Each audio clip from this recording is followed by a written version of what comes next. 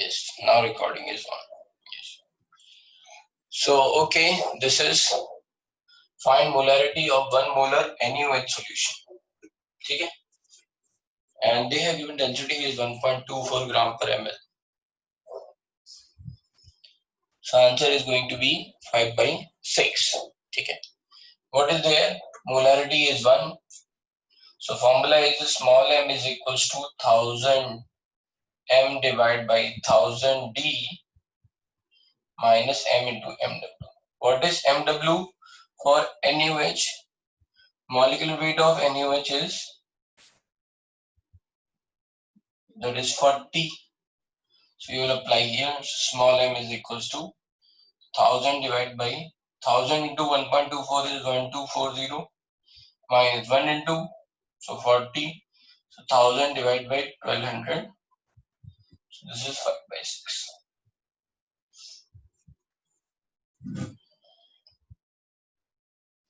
Okay. Okay. So are you able to understand this point? ठीक है. तो इस तरह से मोलैरिटी हम निकाल सकते हैं अगर मोलैरिटी इज गिवन. ठीक है. अच्छा, इसी फॉर्मूले को, this is the formula which we have written, we can also write in the, let's say, another term, that is same expression, that can be, if we are going to write 1 by m, then it is going to be 1000 d minus m into mw divided by just another expression 1000 m.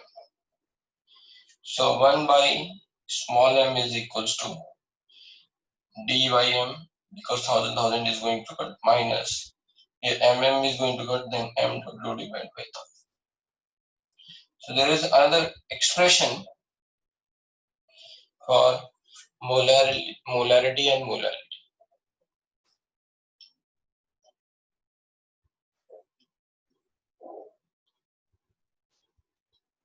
Anyway, if you don't remember the formula, then the basic thing is always assume density is volume is 1 liter. ठीक है?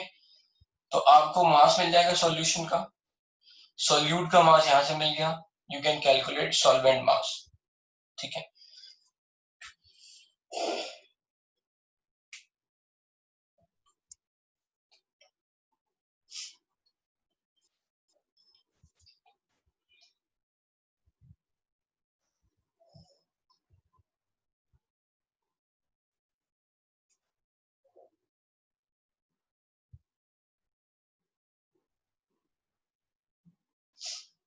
Okay, so that's it.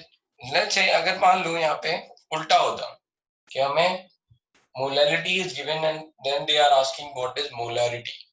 Molarity is given and they are asking molarity, then how we are going to do it? So let's say एक question ये भी लिख लो, find molarity, find molarity of 1 molar NaOH solution and density is given as 1.24 gram per ml. This is same thing. तो अगर molarity निकालना है तो कैसे करेंगे? So again we are having two methods we can apply in this formula. ये one है, this is unknown, this is unknown, you can solve.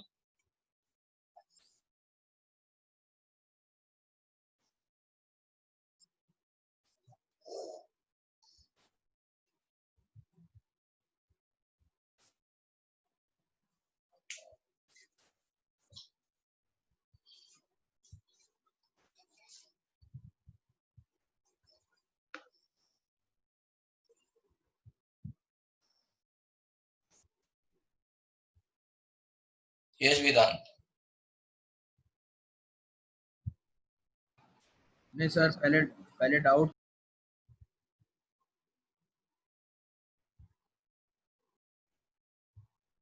Hello. हाँ बोलो बेटा.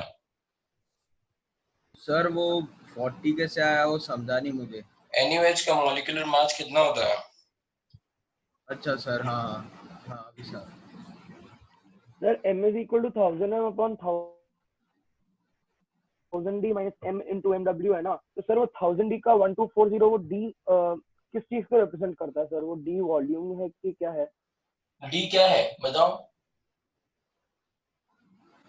सर डेंसिटी है क्या? तो मुझसे क्यों पूछ रहे हो भाई? तुमको पता है ऑलरेडी। अरे पता है m ना? क्या है? हाँ, हेलो, अच्छा आवाज नहीं आ समझ रही? गया सर, समझ गया, ओके ओके ठीक है। हाँ ठीक है, तो in this question let's say, चलो, तो अब हमें क्या पता है? We know that the value of small m is 1 and we have to calculate capital M.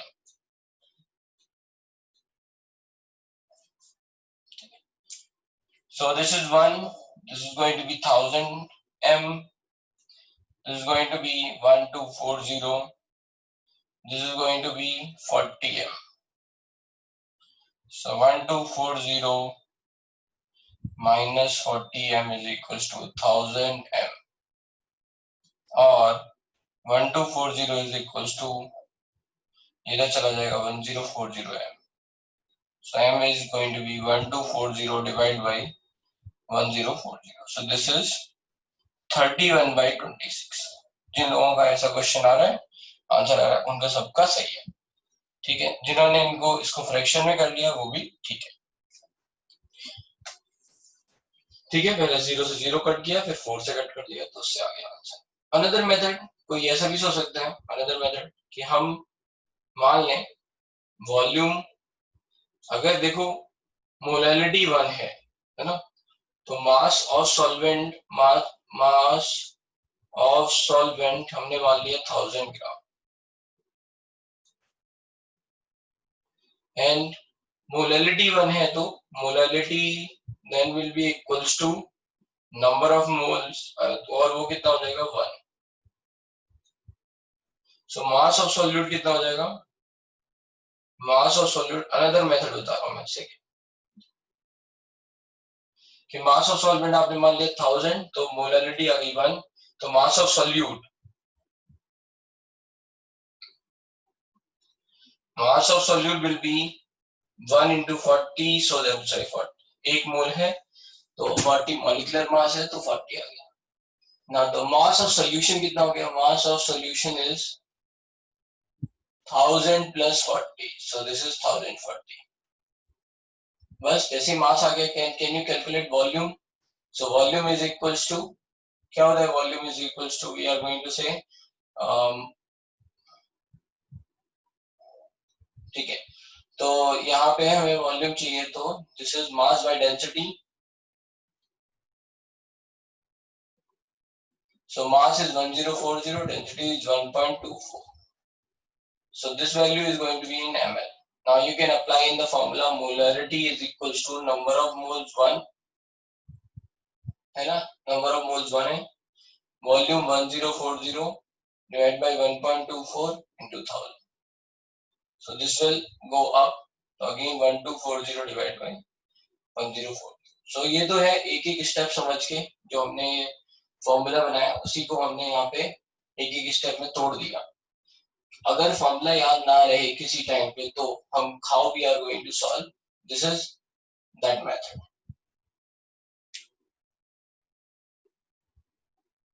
हाँ, जिन्होंने अप्रोक्सीमेट लिए चलेगा भाई, है ना, 1.2 के आसपास आंसर आएगा, वो चलेगा 1.2। जिनका ये आ गया अच्छी बात है, जिनका ये नहीं आया 1.2 तक आया, वो भी अच्छी बात है। हाँ ठीक है, 1.15 आ रहा है भाई, तुम्हारा भी सही है, बढ़िया।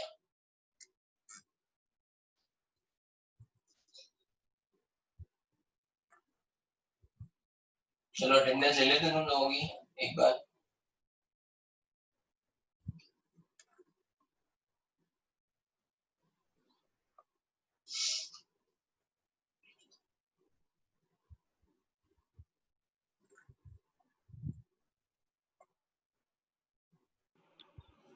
यस सर इसमें लास्ट में से 31/26 आया तो उसमें 31/26 m लिखना है कि 31/26 चलेगा बस? नहीं, एम लिखना है, मतलब वो मोलरिटी है ना। हाँ सर, ठीक है, थैंक यू सर, यही पूछना था।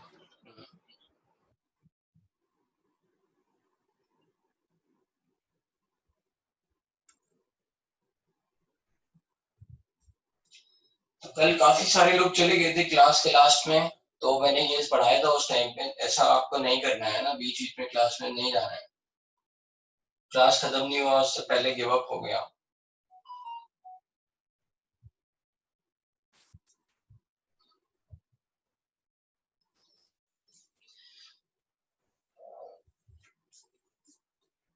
ठीक है, तो ये हो गया भाई molarity, molality.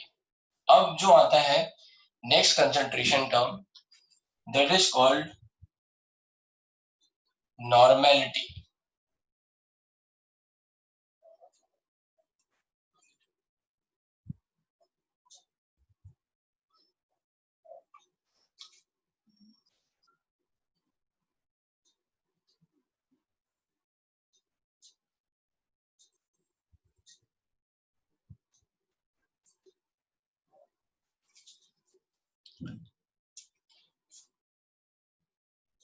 Normality, then that is represented by capital N. So what is normality? Normality is number of gram equivalent of solute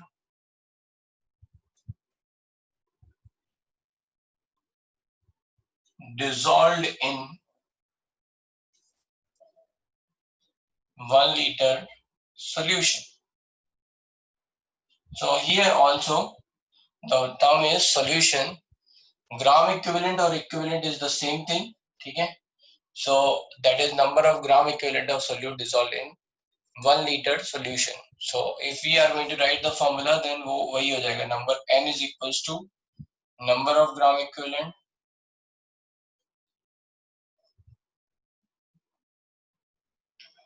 divided by volume of solution into 1000. ठीक है, ये क्या है, volume of solution in, this is in ml.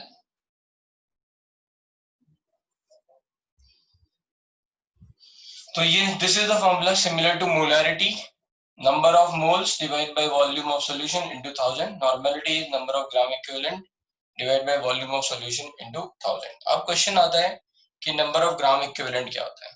So heading is number of equivalent, or you can say number of gram equivalent, है ना, same बात है.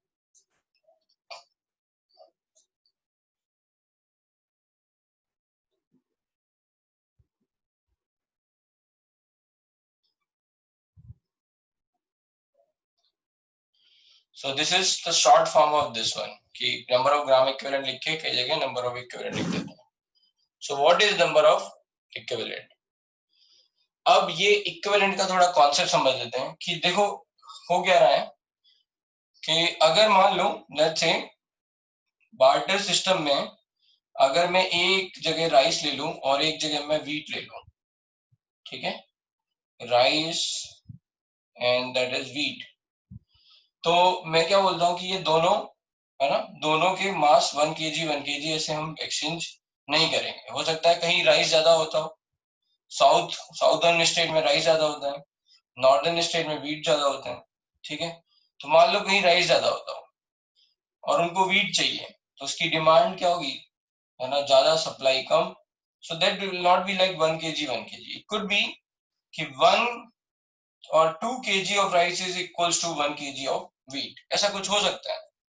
इसका मतलब क्या हुआ, ये दो kg का एक तुमने पैकेट बनाया है ना, 2 kg का जो एक पैकेट बनाया वो एक इक्विवेलेंट हो गया, और ये जो वीट का एक पैकेट 1 kg का बना ये एक इक्विवेलेंट हो गया.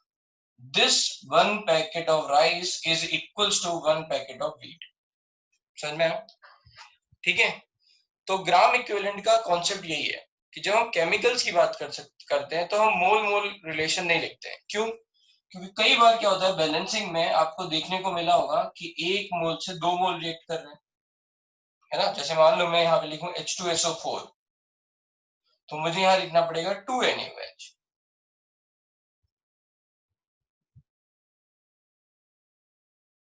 तो अब क्या हुआ कि मुझे यहाँ पे बैलेंस किया तो मुझे पता चला 1 मोल से 2 मोल रिएक्ट करना है।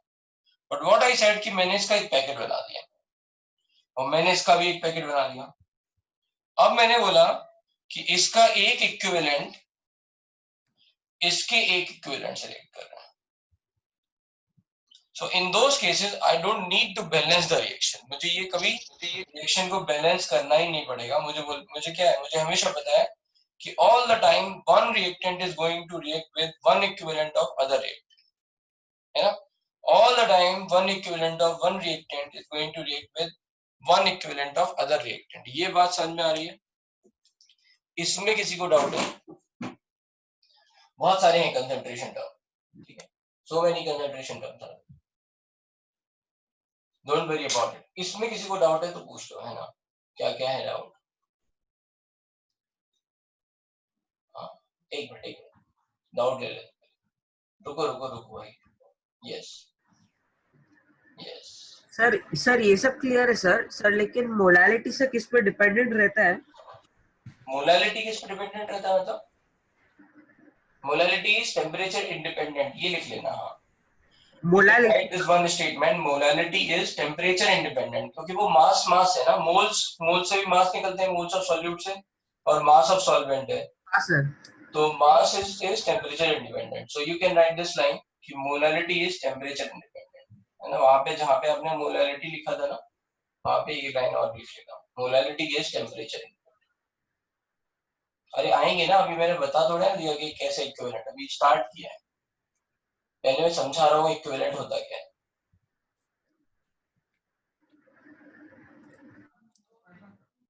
हेलो हाँ हेलो। हाँ तो सर ऐसे तो मतलब रिएक्शन पे डिपेंड होता है कि मतलब जैसे बैलेंस होगा वैसे इक्वल होगा, इक्विवेलेंट। हाँ, मैं बता दूंगा कैसे हम इक्विवेलेंट निकालेंगे, लेकिन ये समझ में आया ना पैकेट वाला कॉन्सेप्ट। हाँ सर। हाँ, तो वो इक्वल हो गया एक तरह से कि एक पैकेट इक्वल है। यस, नहीं, मैं बोल रहा था अगर थोड़ा बैलेंसिंग ज्यादा होता, जैसे 3 होता नहीं तो 4 होता। हाँ, तो ऐसे जैसे कोई। मान लो यहाँ पे H3PO4 होता तो यहाँ हाँ 3 हो जाता। तो हम हाँ, ऐसे बैलेंस नहीं करते, हम कहते हैं इस हमें बैलेंस करना ही नहीं है, दिस इज डिफॉल्ट कि इसका एक इक्विवेलेंट इसके एक इक्विवेलेंट के बराबर होगा। मतलब जो रिएक्टेंट का होता है वही इक्विवेलेंट होगा। रिएक्टेंट का नहीं है, सबके लिए इसका भी इक्विवेलेंट आएगा। इक्विवेलेंट का मतलब क्या है अच्छा, कि मतलब one of this is going to always react to form one of this to form one of this and one of that.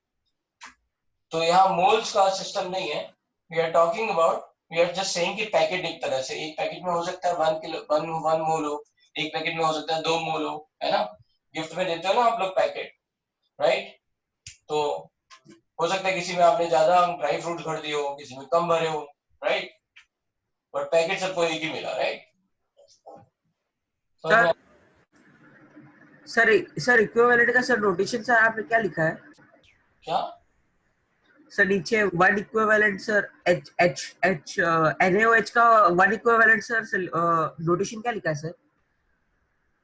EQ, ये ना, हाँ EQ। हाँ, अच्छा क्यों ये क्या सर? ठीक है सर। अरे अभी कर रहे हैं भाई, वह हो गए भाई सबके डाउट। चलो फिर से एक बात समझा रहे हैं, वेदांत डाउट है अभी तक? नहीं सर, हो गया। ओके, तो लोअर योर हैंड। ओके, चलो फिर मैंने बोला कि जैसे मान लो बार्टन सिस्टम में आपने क्या देखा था, राइट, कि हो सकता है कहीं पे वीट ज्यादा हो, कहीं पे राइस ज्यादा हो, तो if we have to exchange, somebody has to exchange, it cannot be always 1 kg is equals to 1 kg, है ना। तो तो क्या होगा कि according to demand and supply we are going to make a packet, हम, है ना, हम एक एग्रीमेंट बनाएंगे। तो मान लो 2 kg rice is equals to 1 kg wheat, तो ये एक पैकेट बन गया, ये एक पैकेट बन गया, गया। तो rather than saying in kg terms we are saying कि एक packet of rice is equal to 1 packet of meat. So similarly, I said कि H2SO4 is reacting with NaOH. If you are going to balance the reaction, you need 2 moles. तो अगर आप मोल के बारे में बात करोगे तो 1 mole reacts with 2 moles. लेकिन अगर मैं उनको पैकेट में डाल दूंगा, मैं बोल दूंगा कि ये एक पैकेट बन गया 1 इक्विवेलेंट और ये 2 मोल से एक मान लो हमने बोला कि ये 1 इक्विवेलेंट, तो मेरा आंसर आ जाएगा 1 इक्विवेलेंट विल रिएक्ट विद 1। ठीक है, तो यहाँ भी मुझे क्या मिल गया, rather than I need not to worry about what is the mole concept, how much, what is the, let's say, stoichiometry, rather than I can say कि यहाँ पे 1 equivalent is reacting with 1। ये बात समझ में आ गई?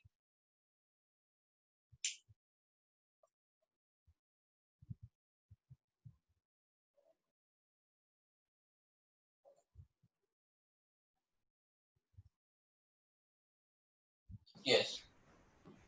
सर मतलब ये direct equivalent 1 equivalent equals to 1 equivalent लिख देने का। हाँ करेक्ट।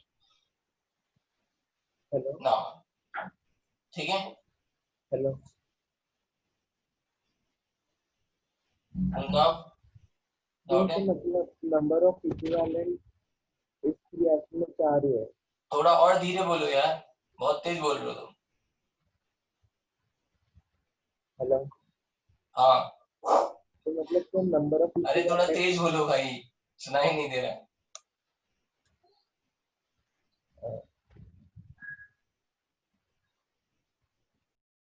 अरे बोलना ही बंद कर दिया इस लड़के ने। बोलो हाँ।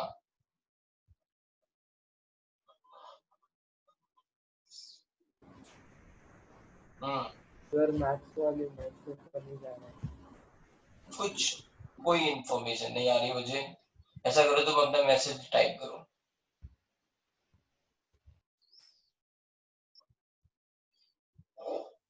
हाँ बोलो अमृता।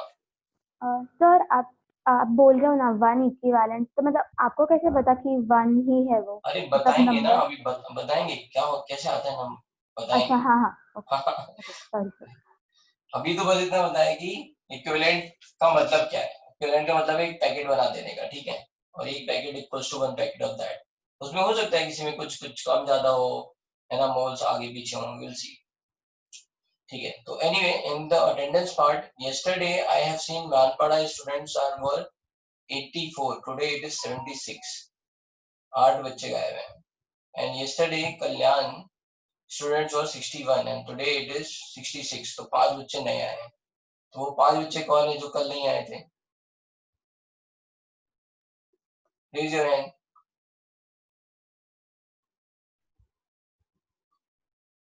प्रथमेश। तो अगर आप ऐसे आगे पीछे आते रहोगे आप लोग, तो आपको एक केवल हाथ उठाया है, बाकी 4 डर रहे हैं। अगर आप ऐसे आगे पीछे आते रहोगे तो फिर क्या होगा, आपको कुछ समझ में नहीं आएगा, क्योंकि क्या होगा, बीच बीच में टूटता रहेगा। इससे बेटर है क्लास ही मत करो। नहीं मैं बता रहा हूँ, अगर if you are not going to be regular तो कुछ समझ में नहीं आएगा। देन यू कैन नॉट से कि मुझे सब समझ में नहीं आ रहा।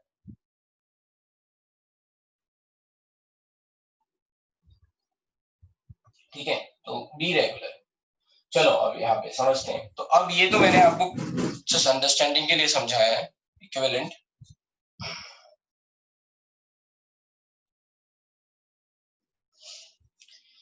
होता क्या है नंबर ऑफ ग्राम इक्विवेलेंट? तो first formula that is you can write number of gram equivalent is equals to, है ना, first formula number of gram equivalent is equals to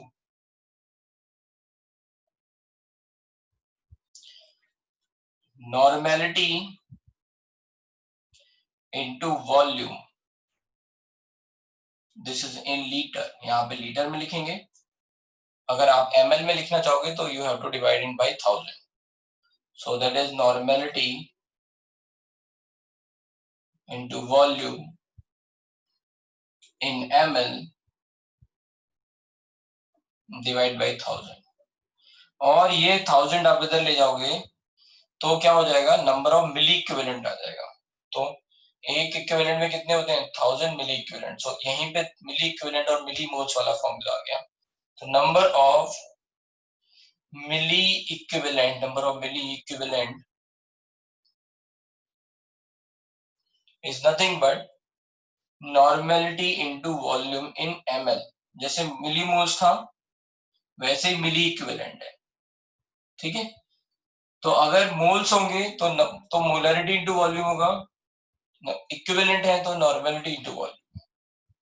इसी तरह से मिली मोल्स होंगे तो molarity into volume in ml होगा, मिली equivalent है तो normality into volume in ml है। ml होगा तो मिली चलेगा, लीटर है तो आपका मोल या फिर इक्विवेलेंट चलेगा। तो ये याद रखना, ठीक है। ये तो पहली बात हो गई, first formula. From this formula we have found. तो इसमें तो कोई नई बात हमने सीखी नहीं, बस we have arranged another, let's say we have arranged the formula over here to get this value। तो अभी कुछ नहीं सीखा, अब सीखेंगे। सेकेंड फॉर्मूला क्या है,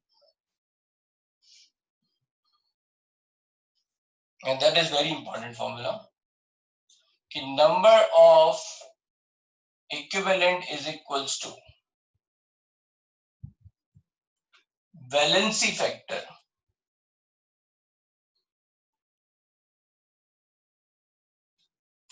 into number of moles। तो फॉर्मूला है number of equivalent is nothing but valency factor into number of moles. अब ये वैलेंसी फैक्टर क्या होता है इस पर थोड़ी देर में आएंगे। कोई एक फैक्टर है, मतलब हमने कैसे डिसाइड किया कि हम उसमें 2 kg राइस बांधने वाले हैं या 3 kg राइस बांधने वाले हैं, वो है वैलेंसी फैक्टर। उस पैकेट में है ना कितना हम अंदर डालने वाले हैं, that is actually is valency factor. तो यहाँ पे नंबर ऑफ इक्विवेलेंट क्या है, valency factor into number of moles.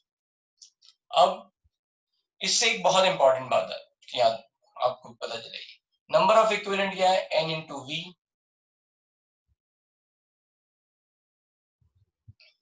Valency factor क्या है, इसको शॉर्ट में मैं लिख ले रहा हूँ वैलेंसी फैक्टर BF ऐसे करके, या फिर इसको बोलते हैं n फैक्टर, है ना वैलेंसी फैक्टर, और this is also called as n factor, ठीक है।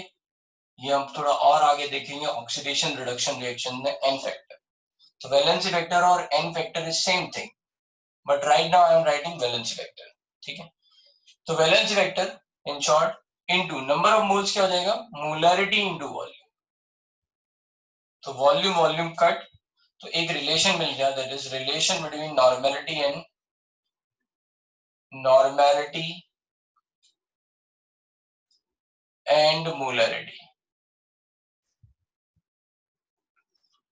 That is normality is equals to valency factor into molarity.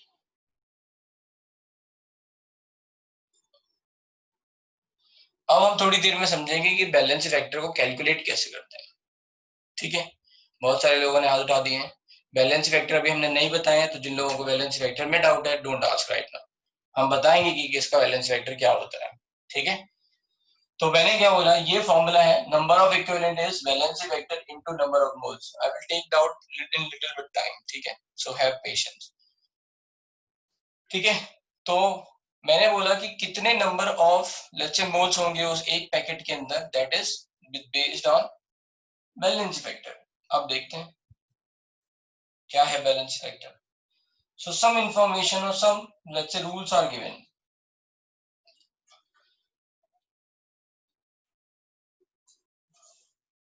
So next is calculation of valency vector.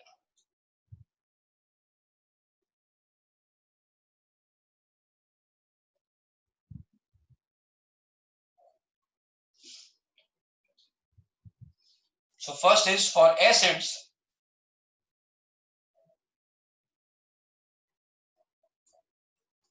valency factor is number of H plus ion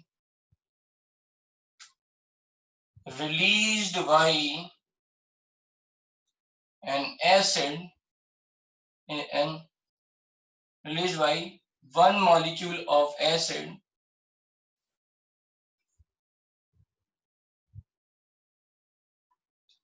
in water. तो valence vector क्या है for acid? Number of H+ ion released by one molecule of acid in water. कितने H+ ion ये release कर रहा है।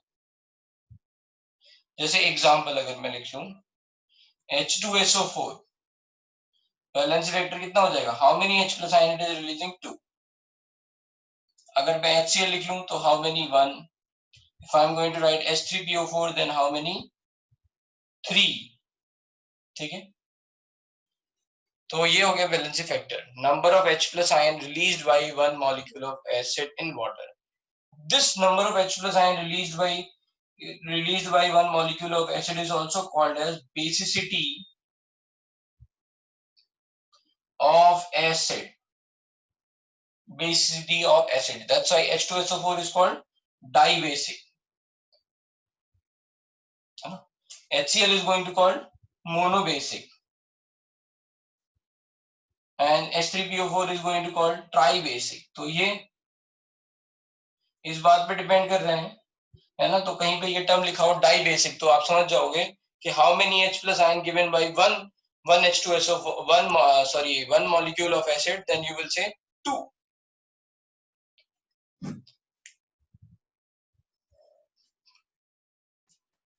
ठीक है,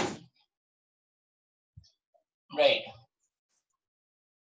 तो ठीक है, मैं फिर से बता दे रहा हूँ, कुछ लाइट का इशू आ रहा है। तो नंबर ऑफ इक्विवेलेंट क्या होता है? Valency vector into number of moles. ठीक है, तो valency vector is like I have told you how many, let's say, moles you are going to put in one packet. Number of equivalent is like packets. Okay. Now, balance vector can also be called as n factor. Okay. Now we have done the relation ki number of equivalent is nothing but n into v, valence vector into number of moles is molarity into volume. अभी मैंने बताया था। तो relationship between normality and molarity is what? Normality is equals to valence vector into molarity. आप समझते हैं valency vector पे यहाँ पे, ठीक है।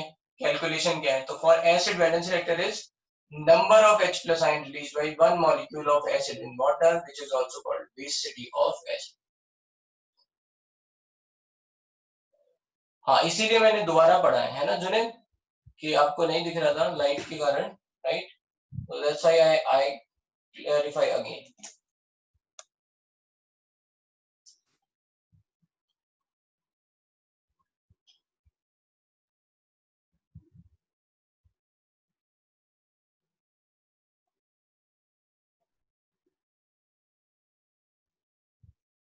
बहुत सारे लोगों ने मुझे मैसेज लिख दिया, right. Okay, I will take care. Now I will not come in front of board. Okay, don't worry.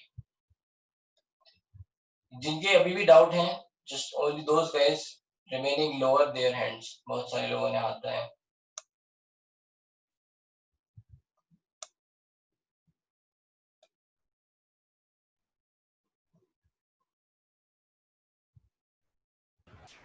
हाँ हेलो हाँ, सर, वो आप लिख रहे हैं ना तो लाइट वाइट वाइट हो जा रहा है सब। हाँ, ये बात मैंने अभी बोला ना कि ओके, आई अंडरस्टैंड। ठीक है, अभी दिख रहा है। हाँ सर। सर H2SO4 का वैलेंस फैक्टर 2 आया तो उसको सर डायबेसिक क्यों बोला? क्योंकि वो उसी को बोलते हैं कि बेसिसिटी ऑफ एसिड, जितने H+ आयन देगा। हाँ सर, मतलब ये सर हमने पढ़ा था सर लास्ट ईयर, एसिड्स का बेसिसिटी होता है सर, लेकिन क्यों होता है सर? क्योंकि acid neutralize base, so it's just like how many equivalent or base are going to be neutralized, उसके बेस पे ही आता है basicity. Basicity means how many equivalents or base are going to be neutralized by acid। तो घुमा फिरा के same बात है। Okay sir. है ना? सर मेरे को मैं थोड़ा सा ड्रॉप हो गया था, वो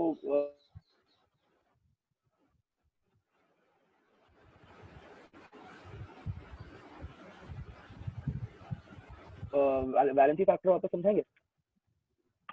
हेलो, हाँ हाँ बोलो। हाँ तो सर, बैलेंस वेक्टर कुछ नहीं है, एसिड के लिए number of H+ ion released by any acid. तो H2SO4 में कितने हैं? 2, HCl में हाँ कितने हाइड्रोजन है, एक, H3PO4 में कितने, 3, ऐसे करके। तो हाइड्रोजन करता है, कितना हाइड्रोजन वो रिलीज करेगा। Yes right. Okay sir, thank hello you sir. Sir. हाँ सर मतलब मुझे ये नहीं समझा, मतलब एक पैकेट रहता है वो एक इक्विवेलेंट रहता है, तो नंबर हाँ ऑफ इक्विवेलेंट मतलब एक पैकेट में कितने मोल से वो है क्या? हाँ राइट, एक पैकेट में और या एक इक्विवेलेंट में कितने मोल्स है, राइट। कितने मोल्स? अच्छा, तो फिर हम लोग डायरेक्ट स्टोइकियोमेट्रिक कोएफिशिएंट क्यों नहीं लेते? मतलब उतने ही मोल्स से रिएक्ट करते हैं ना, तो करेक्ट। तो फिर हम लोग स्टोइकियोमेट्रिक कोएफिशिएंट क्यों नहीं लेते? क्योंकि कई जगह पे बैलेंसिंग डिफिकल्ट हो जाती है, तो वहाँ इक्विवेलेंट से आसान रहता है। तो हम लोग मतलब बैलेंसिंग हम लोग को नहीं आ रहा होगा तो हम लोग इक्विवेलेंट से बैलेंसिंग कर सकते आपको इक्विवेलेंट से बैलेंसिंग करनी ही नहीं, आपको तो आंसर लाना है, आपका आ जाएगा। क्योंकि in equivalent concept it is already, मतलब वो उसमें बैलेंसिंग करनी ही नहीं पड़ेगी, ऑलरेडी हैं? आपने कंसिडर कर लिया ना ये वाला फैक्टर बैलेंस। नहीं मतलब हम लोग इक्विवेलेंट का क्वेश्चन नहीं होगा, कोई और क्वेश्चन होगा और उसमें मतलब ये दिया होगा तो हम लोग इससे हम लोग बैलेंसिंग कर सकते हैं। इससे बैलेंसिंग कभी नहीं होगी, यही तो मैं कह रहा हूँ। अच्छा, अच्छा मतलब हाँ ठीक है, तुम, अब मैं समझ गया, तुम वो कह रहे हो कि अगर मुझे इक्विवेलेंट पता है तो मैं लिख सकता हूँ बैलेंस, हाँ लिख सकते हो बैलेंस। ओके ओके, ठीक है हाँ। ठीक है। मतलब लेकिन इस कॉन्सेप्ट में हमें बैलेंस करने की जरूरत पड़ती नहीं है, ठीक है। इफ यू, अगर तुम्हारा इंटेंशन यही है कि बैलेंस करना है मुझे reaction, then you can do. Sir ऊपर वो दोनों साइड आपने v से क्यों मल्टीप्लाई किया? क्योंकि नंबर ऑफ इक्विवेलेंट क्या था, अभी फॉर्मूला लिखा था, नॉर्मेलिटी इनटू वॉल्यूम, और मैंने मल्टीप्लाई नहीं किया, मैंने वैल्यू लिखी है। एंड नंबर ऑफ मोल्स क्या होता है, मोलैरिटी इनटू वॉल्यूम। अच्छा ठीक है सर। फॉर्मूला बताओ, अच्छा बताओ मोलैरिटी का फॉर्मूला क्या है। मोलैरिटी का फॉर्मूला सर याद नहीं है सर अभी। बहुत बढ़िया, फिर तुमको नहीं आएगा सोहम, तुम नहीं कर रहे हो मेहनत, तुम नहीं कर रहे हो मेहनत, सही है ना। तुमको मोल्स वाले फॉर्मूले भी नहीं याद होंगे, हाँ या ना। ना सर। नहीं याद है, इसका फिर क्या, इसका मतलब क्या है, इसका मतलब ये है बाकी सबके भी कंपैरिजन में आप पिछड़ जाओगे। तो जब आपको समझ में आए कि आपको चीजें नहीं आ रही हैं, इसका मतलब है कि कहीं ना कहीं आप थोड़ा ढीले पड़ रहे हो, है ना। तो वो मत दो भाई। हाँ बोलो अभिनव। सर अभी हम लोग ये जो इक्विवेलेंट है वो बैलेंस करने के बाद ही पता चलता है ना ये इक्विवेलेंट इतना है कि नहीं। नहीं, हमने पहले बताया ना, हमने वैलेंस वेक्टर में पता है, हम पहले बता देंगे भाई कितना इक्विवेलेंट है। ओके, वो सिर्फ एसिड्स, ओके बाद में सीखेंगे उसको, सॉल्ट और हाँ अभी मैं आऊंगा। Okay okay. Yes Devraj. Sir acid के पहले क्या लिखा है सर? एसिड के पहले लिखा है calculation of valence vector. Sir उसके पीछे एसिड के पहले फॉर एसिड्स वैलेंस वेक्टर का नोटेशन बीएफ है क्या, यस शॉर्ट में। ठीक है चलो, ये बात समझ में आ गया। अब इसमें कुछ एक्सेप्शन भी हैं, तो वो मैं चाहता हूं कि आप थोड़ा अभी लिख लो, है ना। we will come to that part sometime in redox reactions। तो एक दो एक्सेप्शंस भी हैं, तो एक्सेप्शंस लिख लेते हैं वो,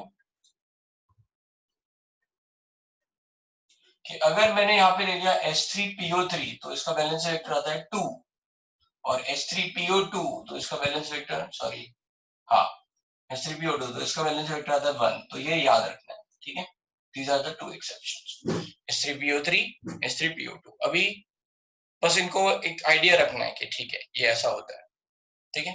H3PO3 is called phosphorus acid, है ना, ये क्या कहते हैं इसको, phosphorus acid, and this is called hypophosphorus acid।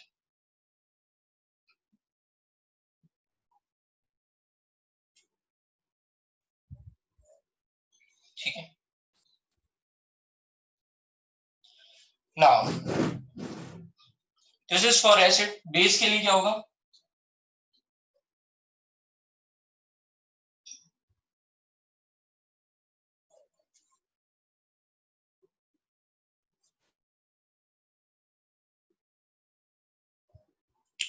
Right, very good. तो बेस के लिए क्या होगा? For base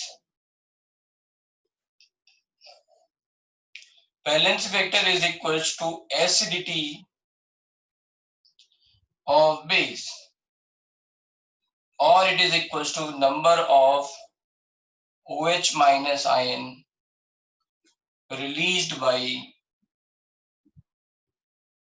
one molecule of base in water। यहाँ पे एग्जाम्पल क्या है? जैसे मैंने बोला NaOH, तो how many OH this is given? 1. If I said CaOH whole twice, then how many? 2. If I said AlOH whole thrice, then how many? 3, like that. So these are the valence vector।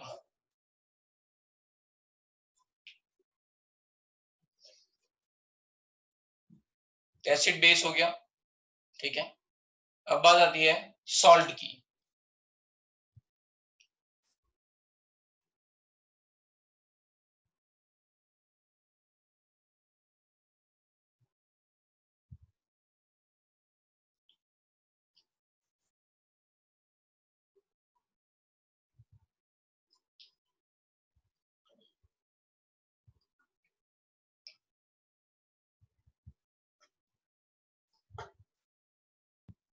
नहीं, इसमें कोई exception नहीं है, ठीक है। There is no exception in base. Now we can say another part is salt. तो next is salt. Salt में क्या होता है? Valency vector is equals to total charge present or due to, total charge due to cation, either cation or anion, due to either cation or anion। Means if I am writing example, let's say CaCl2, so CaCl2 is going to break as how? Ca2 plus 2Cl minus। So what is the charge? Either on cation charge is 2 plus, or due to anion the total charge is 2 minus। क्योंकि salt तो neutral होगा, तो जितना plus है उतना ही minus होगा। तो total charge due to, है ना, either cation or anion। So you are going to take either cation means 2 plus, or because of anion this is 2 into minus 1, this is also minus 2, so whatever you will take, so valence vector here is 2। CaCl2 का valence vector क्या हो गया? 2।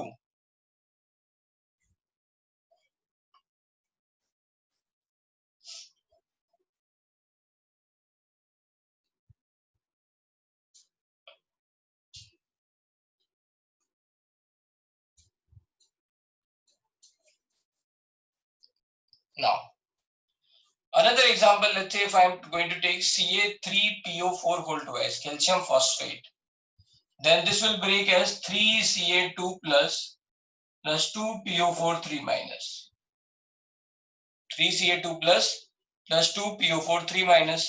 So whatever is the total charge is going to be 6, either 6 plus or 6 minus, so valence vector is 6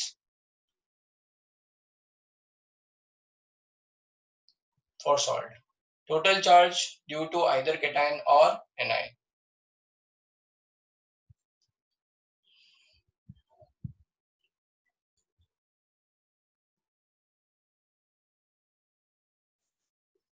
ठीक है, तो इस तरह से हम सॉल्ट का निकाल सकते हैं, right.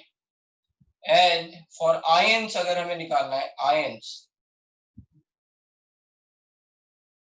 so balance vector is charge present on ion,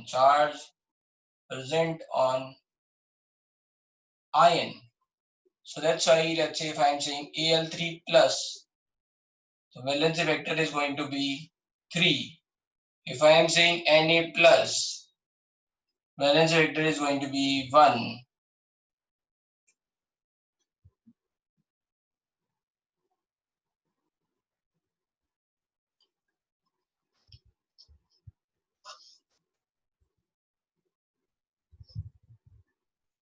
ठीक है, so like that we have seen valency vector.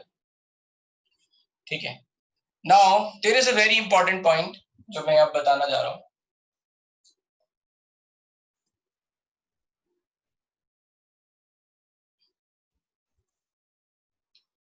Note,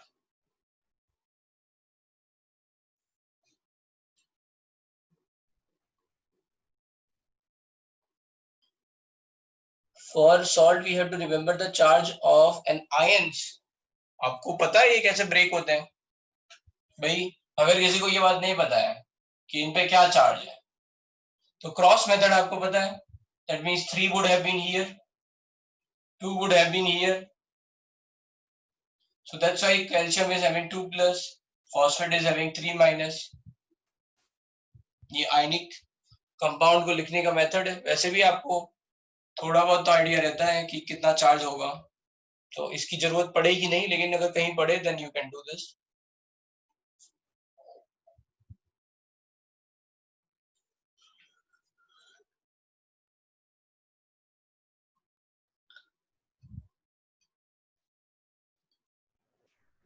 Yes, I can't follow. Sir उसका आंसर 6 कैसा आया सर? वो इस पे टोटल पॉजिटिव चार्ज कितना है? 3 into 2 6. तो आप चाहे कैटायन पे देख लो चाहे एनायन पे देख लो. If you are going to check on anion also, then 2 into 3 6.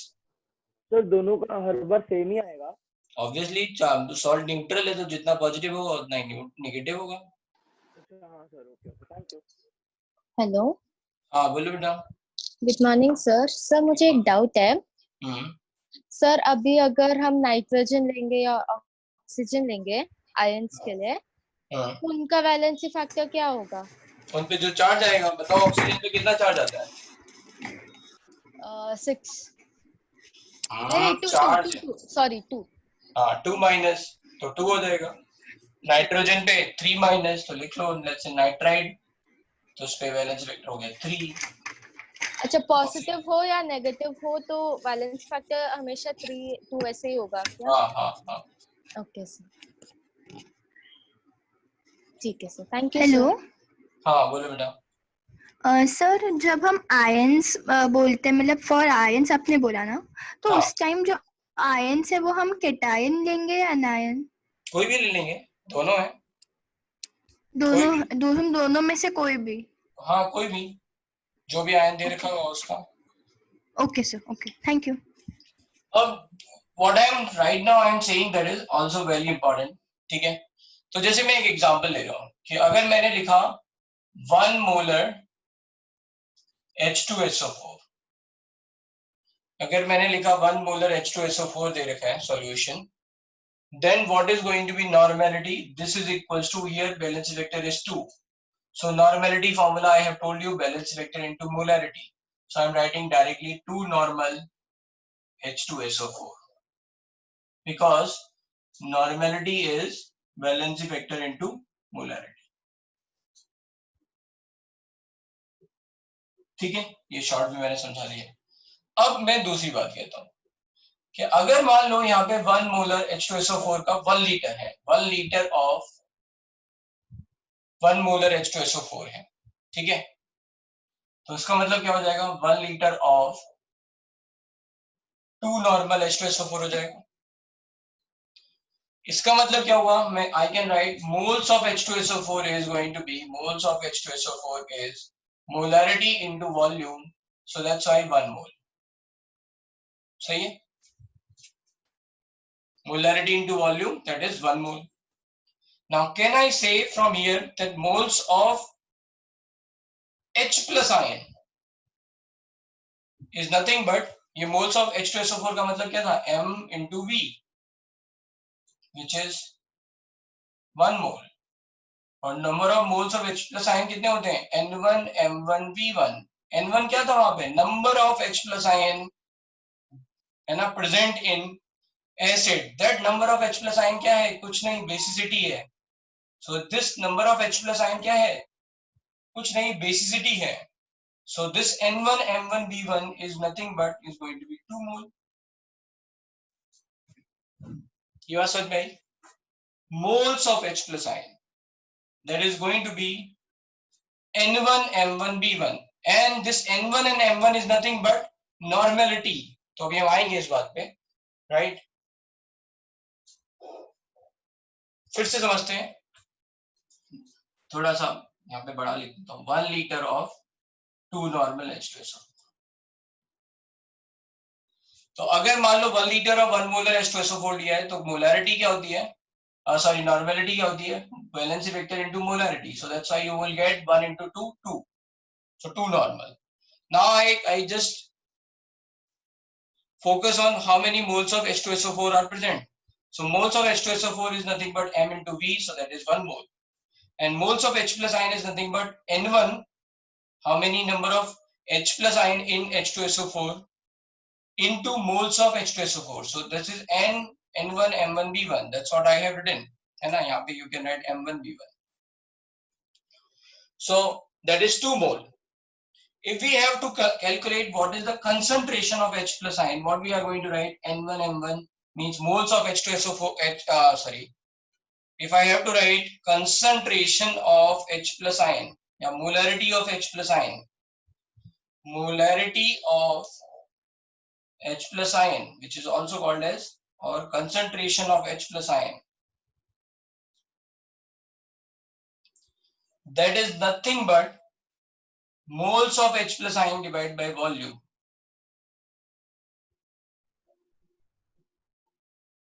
And this is represented as in square bracket. Yeah? So molarity of H plus ion is nothing but, or concentration of H plus ion, which is represented in a square bracket. This is nothing but moles of H plus ion divided by volume. तो ये कितना हो जाएगा? 2 molar. And now I am able to relate these two things together. तो मैंने आपको बोला था नॉर्मेलिटी क्या है एक्चुअली में. अगर मैं नॉर्मेलिटी को यहाँ पे लिख दूंगा n, तो ये हो जाएगा valency vector into M1 B1. और ये वैलेंसी वेक्टर क्या है? N1 ही है एक तरह से. Sorry, N1 into M1. ठीक है. नॉर्मेलिटी क्या हो जाएगा? Valency vector into M1. ठीक है. So here I have written what? मैंने यहाँ क्या लिखा हुआ है ये मोलैरिटी के लिए? What I have written? I have written this is N1 M1 B1 divided by V1. So V1 V1 cut. So that is N1 M1 है ना? एक तरह से. Molarity of H plus ion is nothing but N1 M1, which is 2 molar, and which is nothing but or equals to normality of acid. तो मैं यहाँ पे लिख लूँगा next bar. Hence molarity of H plus ion is nothing but normality of acid.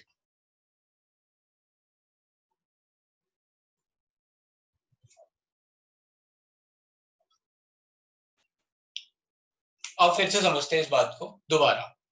थोड़ा घुमा दिया है इधर उधर, राइट? फिर से तो पहले हम केवल H2SO4 की बात कर रहे हैं. 1 लीटर ऑफ 1 मोलर H2SO4 का मतलब क्या हो जाएगा? 1 litre of 2 normal H2SO4, because normality is nothing but valency vector into molarity. And valency vector यहाँ पे क्या है इस केस में? How many number of H plus ion into molarity. ठीक है. So that's why.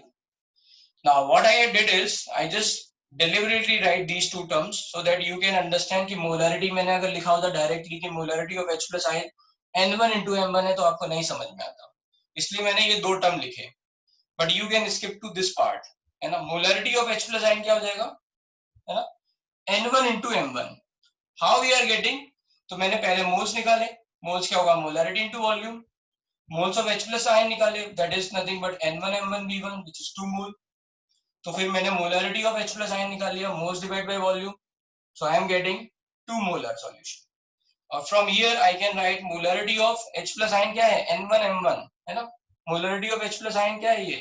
This is nothing but N1 M1 and that is also molarity of acid N1 M1. तो क्या समझ में आया? Molarity of H plus ion और molarity of ion is equal to normality of acid. इसीलिए normality important है. आपको कहीं पे भी अगर मान लो कोई एसिड दे रखा है, आपको H plus ion pH कुछ भी निकालना है, you will directly calculate normality. Is it same for base? Yes. अभी लिखाएंगे. Similarly for base, molarity of OH minus is equals to normality of base.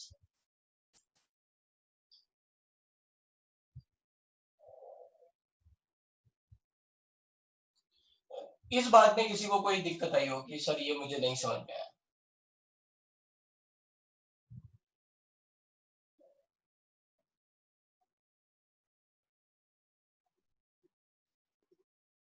Yes, बोलो बेटा. हाँ सर, इसमें थोड़ा प्रॉब्लम है, नहीं समझ रहा है. क्या हुआ? हाँ सर, ये वाले में नहीं समझ आया मेरे को थोड़ा. इसमें मैं क्या कर रहा हूँ, मैं कुल मिला के यहाँ पे एक टर्म यहाँ लिखने वाला हूँ कि molarity of ion is equals to normality of acid. अब ये मैं कैसे लिख रहा हूँ वो मैं बता रहा हूँ. तो अगर मैंने 1 मोलर सॉल्यूशन लिया है तो उसके कारण क्या बन जाएगा, 2 नॉर्मल सॉल्यूशन बन जाएगा, क्योंकि उसका वैलेंस वेक्टर 2 है. ठीक है? नहीं, तो क्यों सर ऐसा? मुझे आवाज नहीं आ रही है. हाँ सर, मैं बोल रहा था ऐसा क्यों. अभी तो मैंने फॉर्मूला बताया था, नॉर्मलिटी और मोलैरिटी में रिलेशन क्या है. हाँ ओके, अच्छा, हाँ ठीक है. बताओ क्या है फॉर्मूला. हाँ सर, तो इसका N is equal to VF into molarity. हाँ, तो यहाँ पे VF क्या है, वैलेंस वेक्टर H2SO4 का. VF क्या है किसका सर? H2SO4 का 2. तो 2 into 1 तो आ गया 2. हाँ हाँ हाँ. ठीक है. अब बताओ नंबर ऑफ मोल्स का फॉर्मूला क्या होता है. नंबर ऑफ मोल्स का फॉर्मूला है इसके हिसाब से सर. हाँ, एक second. Number of moles M1 into V1. M1 into V1 तो लिख लिया 1, 1 into 1 1. हाँ. Moles of H plus ion कितने होंगे, कितने हैं इसमें, 2 हैं. हाँ. तो एक मॉलिक्यूल में 2 हैं तो एक मोल में 2 मोल हो जाएंगे, which I have written as like N1 M1 V1, so 2 moles. हाँ हाँ हाँ. Okay. Molarity of H plus ion क्या हो जाएगी, 2 mole divided by 1 liter, that is going to be 2 molar. So we are getting this formula कि molarity of H plus ion is equals to normality of acid. ठीक है. Okay okay, thank you sir, समझ गया. ठीक है. Similarly you can write, अब इसके बाद लिख सकते हो similarly molarity of OH minus ion is equals to normality of base. And there you can write N2M2 base के लिए, that is equals to N2M2. ठीक है. So molarity of OH minus is equals to, या concentration of OH minus is equals to normality of base. समझ में आया? कोई दिक्कत, कहीं कोई कंफ्यूजन? चले आगे. ठीक है.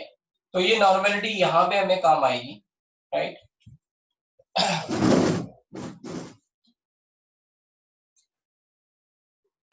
तो किसी क्वेश्चन में अगर मैंने 2 सॉल्यूशन मिक्स कर दिया, एसिड और बेस, मान लो ये क्वेश्चन दे रखा है 200 ml of 1 normal H2SO4 mixed with 100 ml of 1 normal COH whole twice. Find H plus ion concentration. ये दे रखा है, मान लो ये मिक्स कर दिया और यहाँ नॉर्मेलिटी दे रखी है.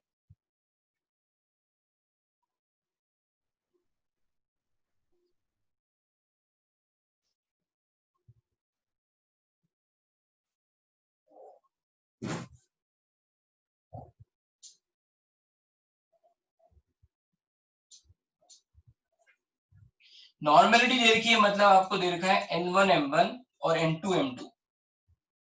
आपका फॉर्मूला वहां पे क्या था, H प्लस आयन की कंसंट्रेशन क्या था, N1 M1 B1 minus N2 M2 B2 divide by V1 plus V2. This was the formula. मुझे पता है कई लोगों को याद नहीं होगा, इसलिए मैंने फिर से लिख दिया है. यहाँ पे मैं H प्लस आयन ज्यादा है ये मान रहा हूँ. ये इट डिपेंड्स ऑन कि ये कौन सा है, H प्लस और OH माइनस कोई भी हो सकता है, तो जो ज्यादा होगा उसके हिसाब से लिख लेंगे. तो यहाँ मुझे पता है कि H प्लस आयन ज्यादा होगा क्योंकि ये 200 ml दे रहा है. Now normality means this is given as N1 M1. This normality means you have been given N2 M2. So you can directly write. So this is H plus ion concentration 200 minus 100 divided by 300. So this is 1 by 3. Molar, ये आ गया आपका H plus ion concentration.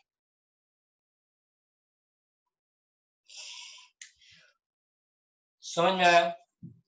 Yes, समझ में आ गया, right. चलो, तो ये तो हो गया नॉर्मेलिटी। नेक्स्ट कंसंट्रेशन दो।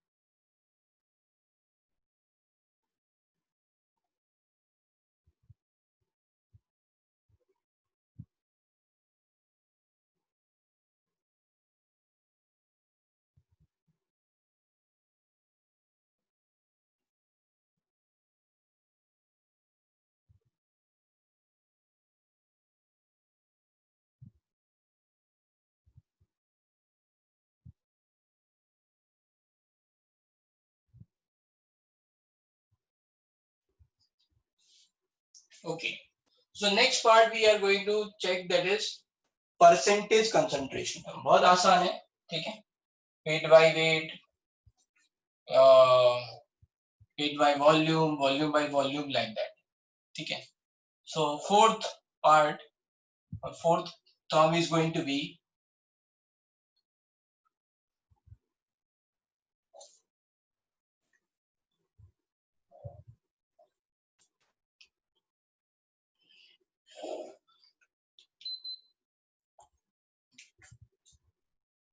percentage concentration terms।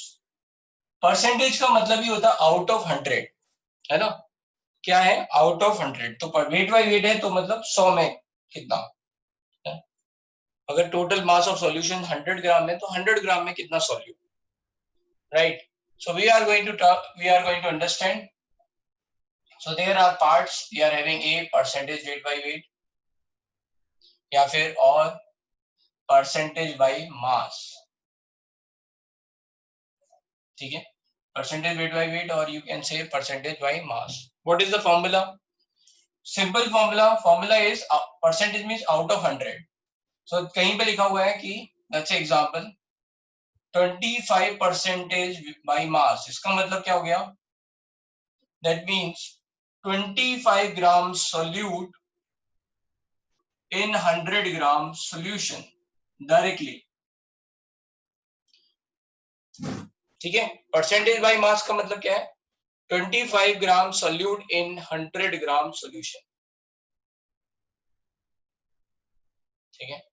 अगर कहीं पे 25% बाय मास दे रखा है तो आप समझ जाओगे कि आउट ऑफ 100 कितना है, तो सोल्यूट कितना हो गया? 25 ग्राम। ये सबसे सिंपल डेफिनेशन है, ठीक है। कहीं पे लिखा हो तो आप you can apply this definition. Now what you can do, there is another formula, or you can say or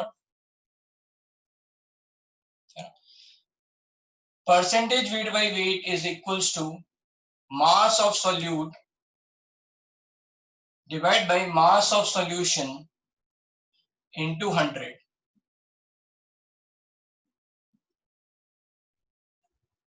तो बस आप यहाँ पे 25 100 डाल के देख लो, 25 ग्राम 100 ग्राम 100 100 कट, तो परसेंटेज वेट बाय वेट 25 आ गया। तो any of this method you can apply. या तो आप ऐसे मान लो कि 25 ग्राम सॉल्यूट इन 100 ग्राम सॉल्यूशन, और अगर आपको मास ऑफ सॉल्यूशन पता हो, you know this, you can calculate what is mass of solute.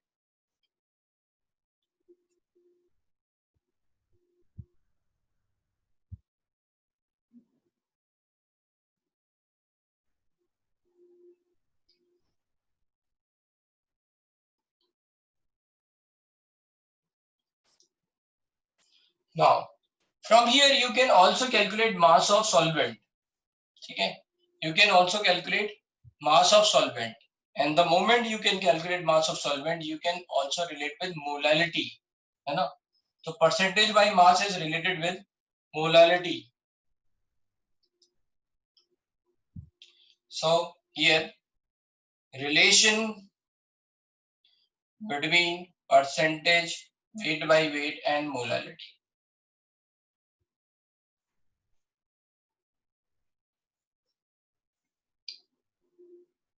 ठीक है, सॉरी मोलालिटी है, मोलालिटी नहीं, मोलालिटी स्मॉल है. So if somewhere it is given percentage weight by weight is equals to, let's say weight by weight is equals to x is given, then you will say that means x gram in 100 gram solution. So mass of solvent is going to be 100 minus x.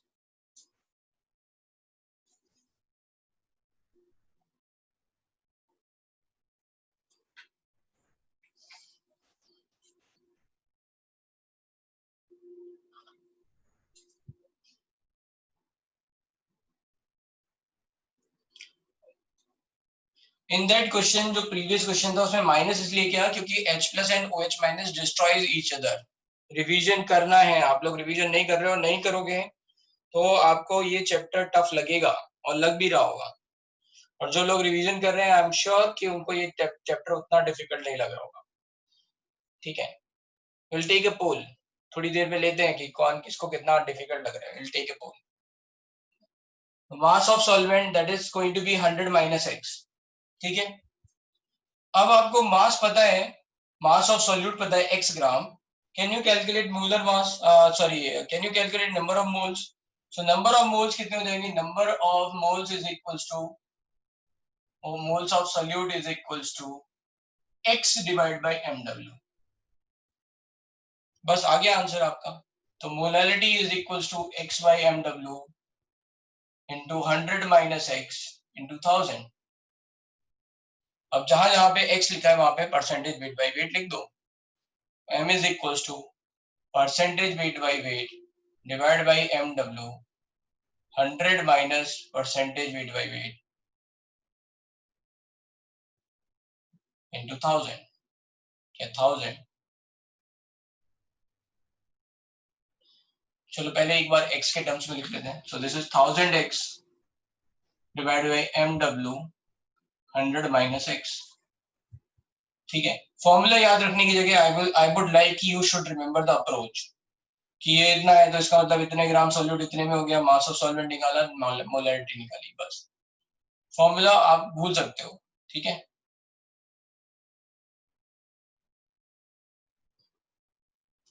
So this is molarity 1000 into percentage weight by weight divided by mw 100 minus percentage weight by weight.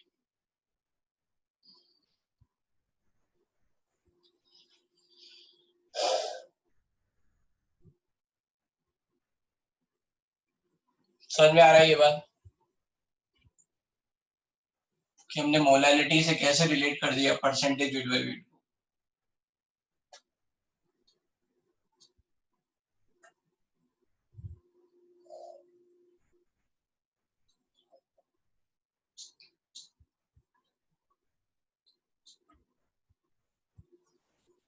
ठीक है, second जो concentration term है that is called percentage weight by volume, और you can say mass by volume.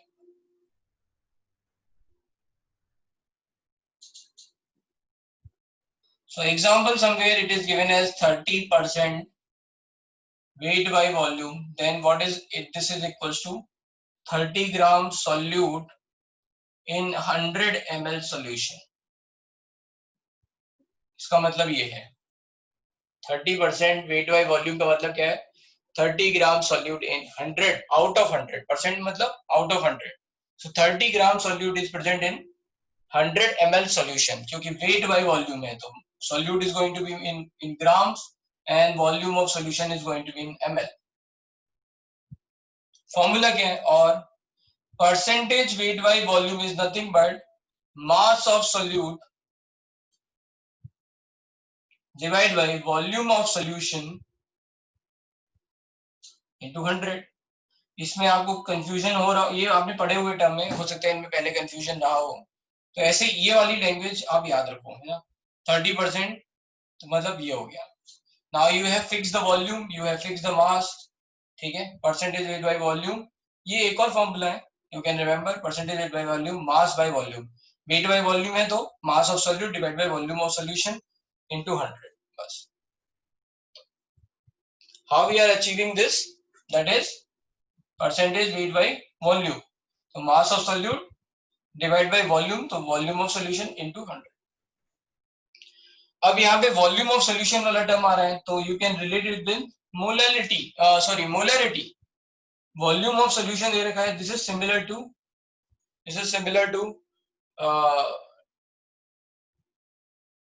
molarity.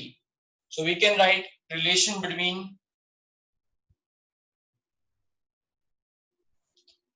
molarity and percentage weight by volume.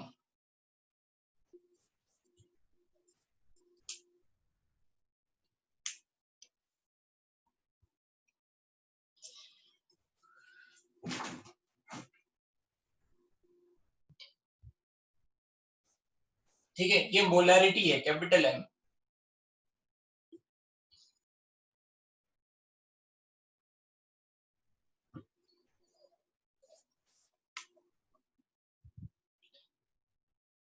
अब ये देखो लगभग ये चैप्टर खत्म होने को आ गया है ना, मोल।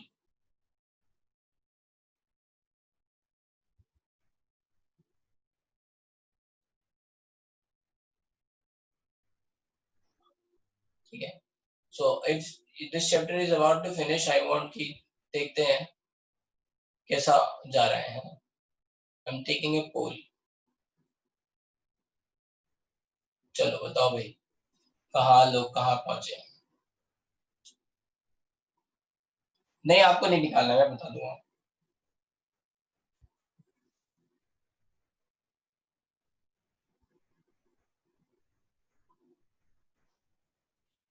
अरे ये तो खत्म होने दो पहले।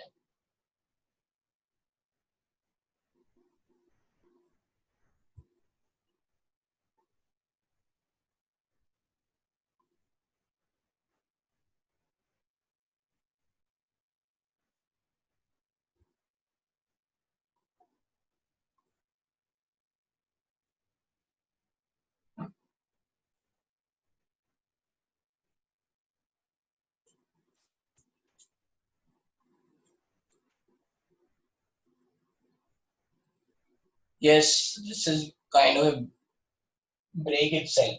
ये ब्रेक है। मुझे कुछ खत्म करना है, मैं चाहता हूँ कि फिर वो कैरी ना हो। आपकी नेक्स्ट क्लास कब होगी आई डोंट नो। एक महीने बाद अगर हम आएंगे तो सब भूल जाएंगे।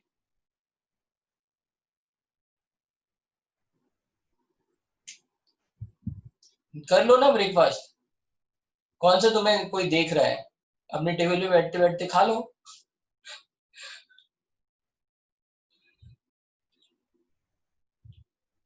अरे बहुत धीरे धीरे तुम लोग वोट करते हो एक तो। हाँ लो ना, 5 मिनट दिया, जाओ एकांश। अब 5 मिनट से पहले दिखना नहीं।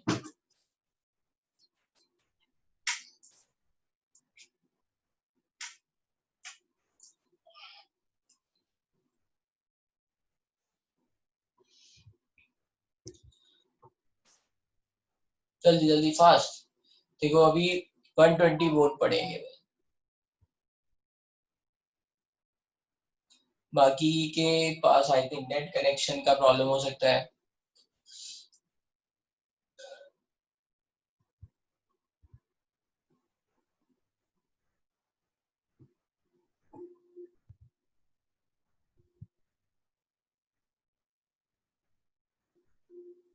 जाओ ना, ब्रेक है भाई, 5 मिनट का ब्रेक है।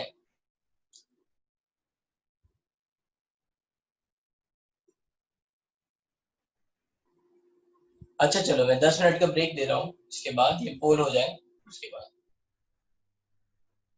सच में ब्रेक है। हाँ 10 मिनट का ब्रेक दे रहा हूँ, ये पोल के बाद। That's it.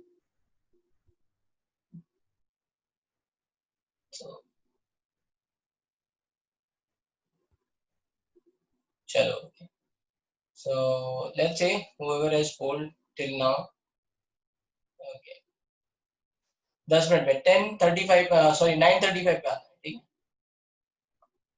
And polling. So these are the results. Still a lot of people are facing moderate और tough भी बहुत लोग बोल रहे हैं। तो जो लोग ये बोल रहे हैं I just want कि आप मुझसे बात करो कि क्यों आपको टफ लग रहा है। After the class you can ask.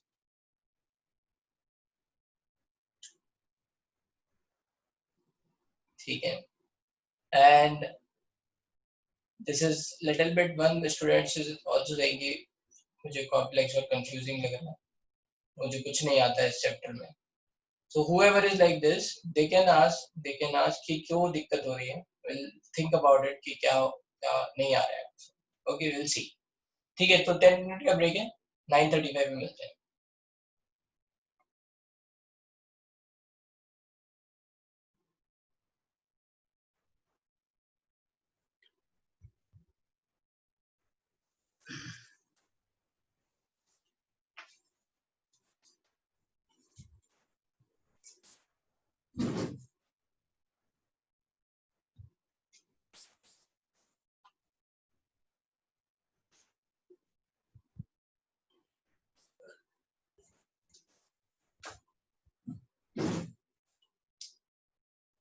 Okay.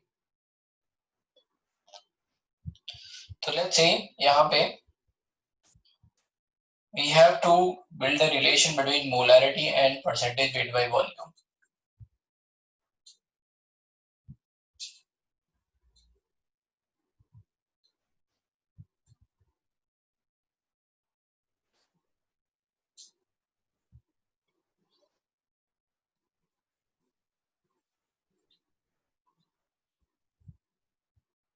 Okay, so what is going to be relation?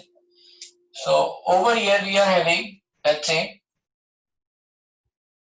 percentage weight by volume is given as X. That means X gram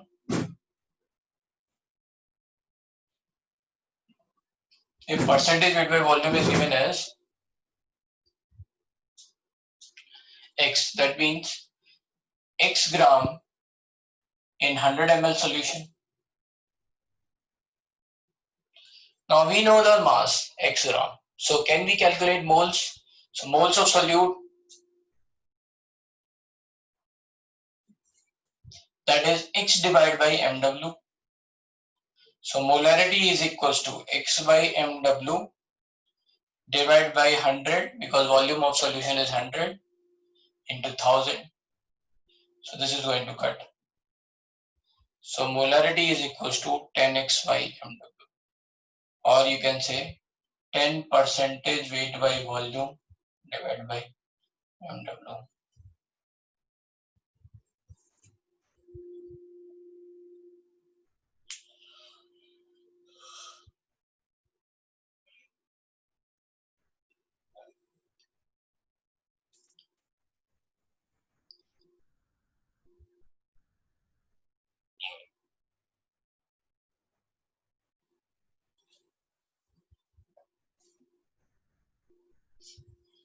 So this is the relation between molarity and percentage weight by volume.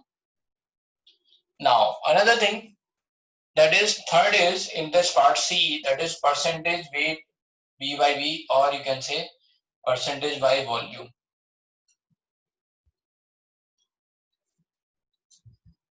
So somewhere it is written as, let's say 25% V by V, that means 25 ml solute in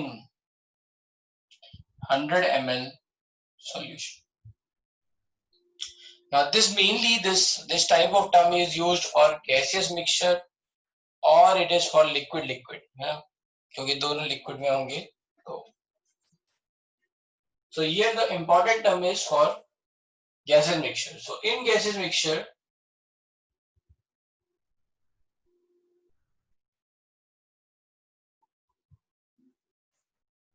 we can say 25% weight by volume means 25 ml of a gas in 100 ml mixture.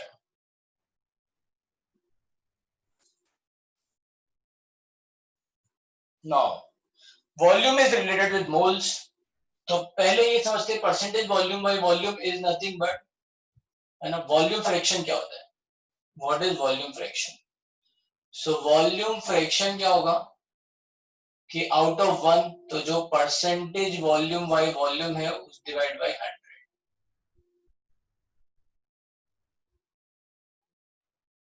And for gases, है ना, which is nothing but, है ना, ये क्या होगा,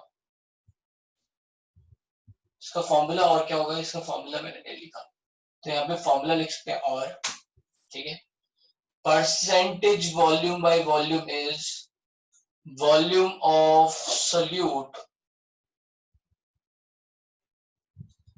divide by volume of solution into 100. तो 25% का मतलब क्या होगा, 25 ml of a gas in 100 ml mixture. तो अगर मान लो कहीं पे लिखा हुआ है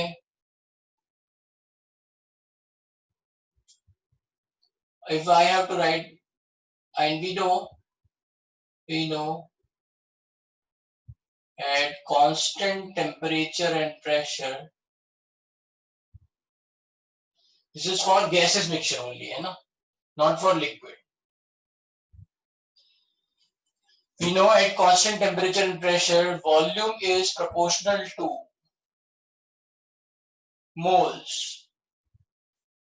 So percentage volume by volume means percentage moles by moles. Or volume fraction, or you can say volume fraction is equals to mole fraction.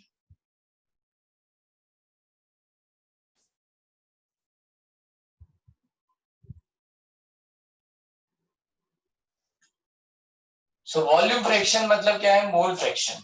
Volume fraction है क्या एक्चुअली में, सो वॉल्यूम फ्रैक्शन इज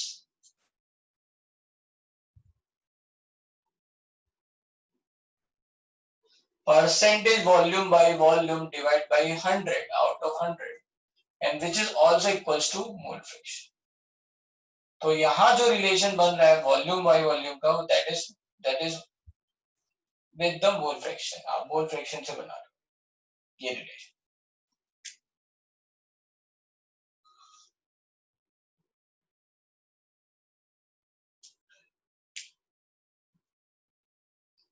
इसमें कोई doubt?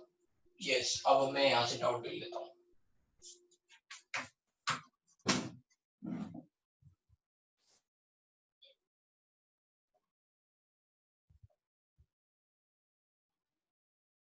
Sir mole fraction मतलब mole upon mole है कि क्या है, लाइक फ्रैक्शन का क्या मतलब है वॉल्यूम फ्रैक्शन और मोल फ्रैक्शन के केस में? तुम्हारा क्वेश्चन क्या है, फिर से बोलना. सर लाइक ऐसे वॉल्यूम फ्रैक्शन लिखा मतलब v by v है, मतलब उसका फ्रैक्शन का मतलब क्या होता है, आउट ऑफ 1. अगर तुम्हारे 70% मार्क्स आए तो अगर फ्रैक्शन में लिखेंगे तो कितना है, 0.7, तो डिवाइड बाय 100 किया ना. सर वॉल्यूम प्रोपोर्शनल टू मोल, तो मोल के नीचे क्या लिखा है, मोल के उसके नीचे लिखा हुआ है परसेंटेज वॉल्यूम बाय वॉल्यूम. मतलब क्या हो जाएगा, परसेंटेज मोल बाय मोल, क्योंकि वॉल्यूम बाय वॉल्यूम क्या है, volume of solute divide by volume of solution. तो क्या लिख सकते हो, वॉल्यूम की जगह मोल्स लिख सकते हो, तो volume moles of solute divide by moles of total moles in gases mixture, है ना. Total moles in gases mixture, volume of solution किसके करेस्पॉन्डिंग हो जाएगा, टोटल मोल्स इन गैसेस मिक्सचर. तो बस moles of gas divide by total moles of gases mixture into 100 होगा तो percentage हो जाएगा. अगर 100 से डिवाइड कर देंगे, 100 हटा देंगे तो मोल फ्रैक्शन. ठीक है, कोई दिक्कत? सर मुझे एक बार समझाओ ना, volume fraction is equal to mole fraction कैसे है?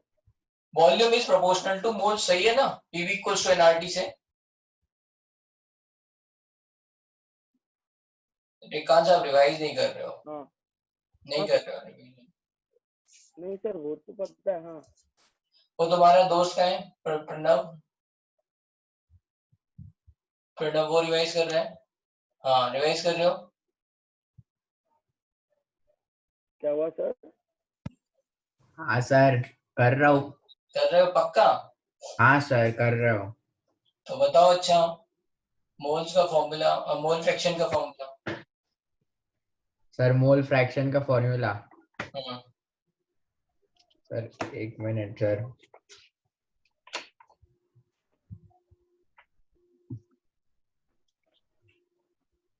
बताओ एकांश, मोल फ्रैक्शन का फॉर्मूला।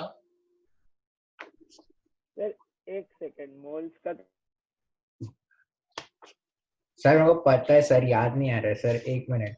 ऐसा ही होता है, रिवीजन पूरा नहीं होता है ना, तो ऐसे ही होता है, वो बस ऐसे टंग पे आ जाता है, बस बस बाहर ही नहीं आ पाता, बस वहीं बैठा रहता है आंसर। अरे सर वो पता है सर, पर याद ही नहीं आ रहा है।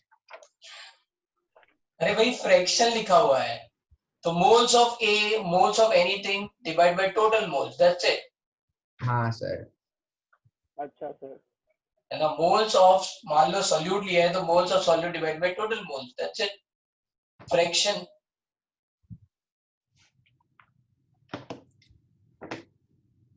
चलो एनीवे, तो what I am saying is, मैं फिर से इस बात को बता देता हूं कि वॉल्यूम को मैं मोल से रिलेट कर सकता हूं, आई कैन रिलेट इट, ठीक है। तो I know that PV equals to nRT. तो जैसे कहीं पे लिखा है परसेंटेज वॉल्यूम बाय वॉल्यूम, इसका मतलब क्या हो गया, मान लो volume of a gas A, है ना, वॉल्यूम ऑफ गैस ए मान लो, divide by total volume of mixture into 100। अब वॉल्यूम ऑफ गैस ए क्या हो जाएगा, volume of gas A is equals to N A P V equals to NRT से लिख रहा हूं, N A R T by P, and volume, total volume of mixture क्या हो जाएगा, total volume of mixture, mixture will be n total moles R T by P.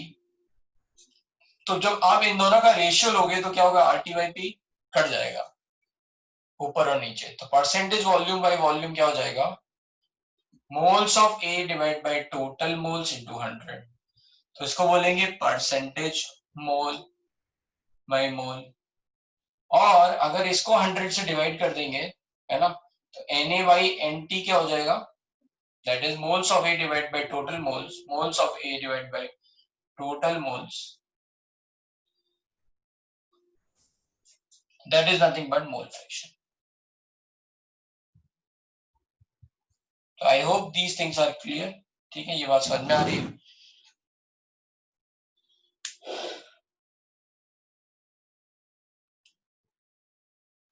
ठीक है, तो आप इसको लिख लो पूरा, जल्दी से लिखो, फिर मैं एक क्वेश्चन दे रहा हूं, ठीक है।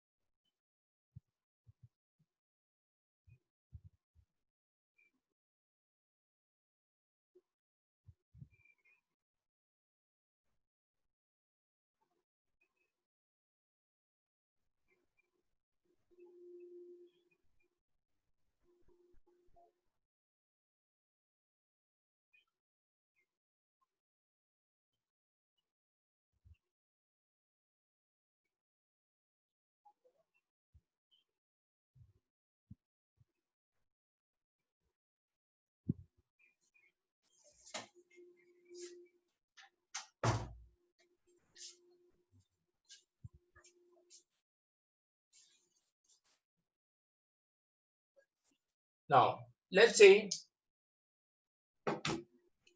one question you have to solve.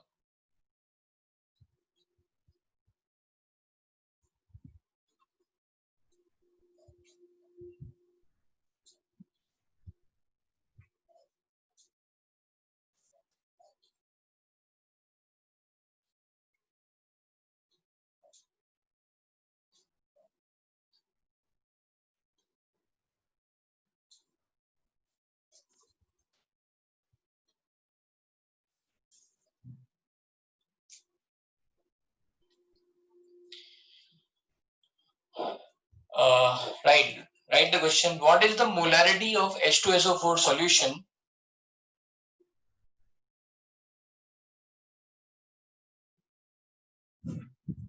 what is the molarity of H2SO4 solution that has density 1.84 gram per ml and 98% by mass, है ना? And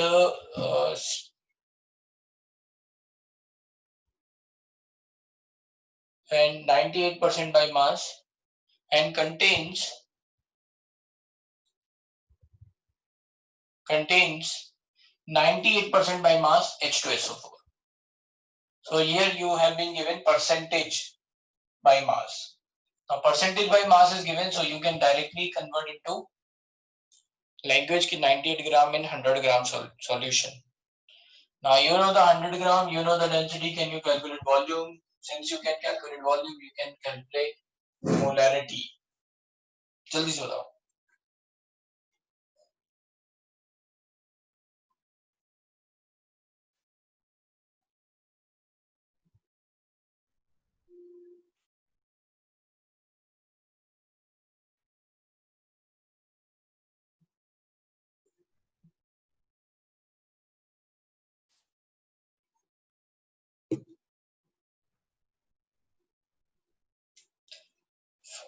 Question is, find the molarity of H2SO4 solution that has density is equals to 1.84 gram per ml and contains 98% by mass H2SO4. तो कुल मिला के percentage by मास को molarity में convert करना है. हमने आपको मोलैरिटी वाला बताया था, आपको अभी मोलैरिटी में कन्वर्ट करना है और आपको डेंसिटी गिवन है ना यहाँ पे. Okay, I got first answer. Very good, सही है. 18.1 नहीं आएगा, ठीक है, 18.4 आएगा. राइट, बहुत लोगों का ये आंसर आ रहा है धीरे धीरे, ठीक है. तो एक बार देख लेते हैं क्या है ये. What is the meaning of this 98% by mass. तो इसका मतलब ये है, जैसे मैंने बोला था कि you can right 98 gram H2SO4 in 100 gram solution. Now you know the mass of solution, you know the density of solution, so you can calculate volume of solution. So volume is equals to volume of solution is equals to mass by density. So that is 100 divided by 1.84 and that it will come in ml. क्योंकि यहाँ ग्राम है, यहाँ ग्राम पर ml है, so gram and gram is going to cut, so ml is going to be there. Now you know the volume, you know the mass, you can calculate moles. Moles of H2SO4 कितना हो जाएगा? Moles of H2SO4 is going to be 98 divided by 98, so 1. क्योंकि मास 98 ग्राम है, molar mass भी 98 है, तो 1. तो molarity क्या आ गई? आपको मोल्स पता है, आपको वॉल्यूम पता है. So molarity is moles of solute divided by volume of solution into 1000. So this part is going to go up, तो ये हो जाएगा 18.4 मोलर. ठीक है, तो इस तरह से आप क्वेश्चंस कर सकते हो सारे के सारे.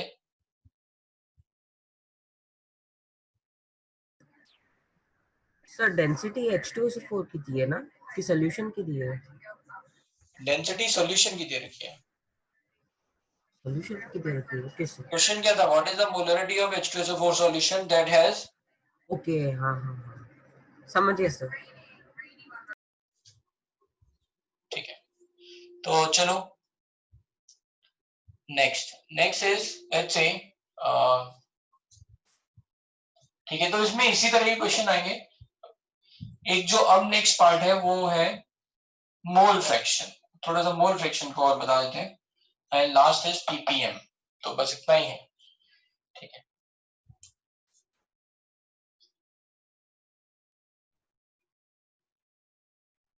Mole fraction is represented by like some X type of symbol that is called chi,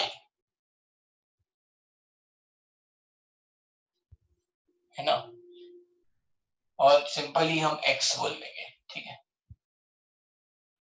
So this is so mole fraction of A। अभी तक आपको पता है मोल फ्रैक्शन क्या होता है? तो mole fraction of A that is going to be represented as XA, which is nothing but moles of A divided by total moles.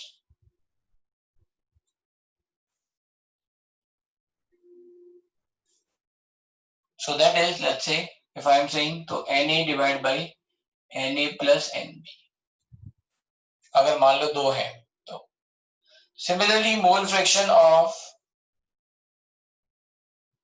B मान लो दूसरी गैस है जो, तो क्या हो जाएगा? Xb equals to moles of B divide by total moles. So this is Nb by Na plus Nb. Total moles are going to be Na plus Nb. So from here we can get another relation कि Xa plus Xb will always be equals to 1. क्यों? Na plus Nb plus Nb divided by Na plus Nb. So that is, ये तो common हो गया, तो you can write Na plus Nb, और यहाँ पे भी क्या आ जाएगा? Na plus Nb. So that's why it is equals to 1. So formula is mole fraction of A plus mole fraction of B is nothing but equals to 1. तो इसको अपनी term में हम कैसे लिख सकते हैं कि mole fraction of solute plus mole fraction of solvent is equals to 1।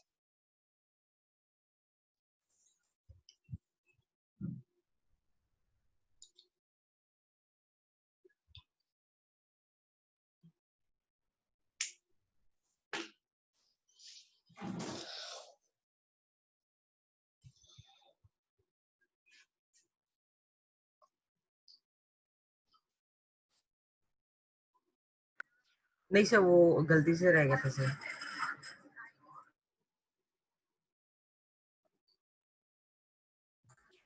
Sir वो मोल फ्रैक्शन के साइड में x इज इक्वल टू क्या है वो? काई। काई सिंबल x की तरह जो दिख रहा है उसको काई बोलते हैं। जैसे अल्फा बीटा गामा ये सब है ना आपके पास, डेल्टा ईटा लाइक दैट, तो वैसे ये काई। अब इसमें मोल फ्रैक्शन को बनाने के लिए हम x से ही रिप्रेजेंट कर देते हैं जल्दी से, है ना, but it is similar to x, not exactly x। Thank you.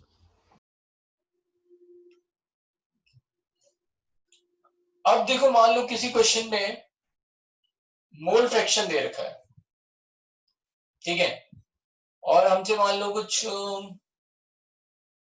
Molarity पूछी गई है, कुछ ऐसा दे रखा है मान लो, तो कैसे करेंगे?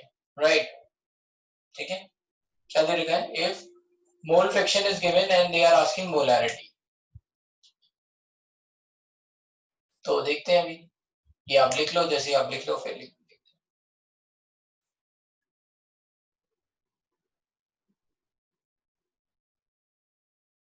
ठीक है सुयश, वो भी ठीक है, सेम बात है ना, आपने मोलैरिटी निकाला, फिर मोलैरिटी से मोलैरिटी निकालना चलेगा।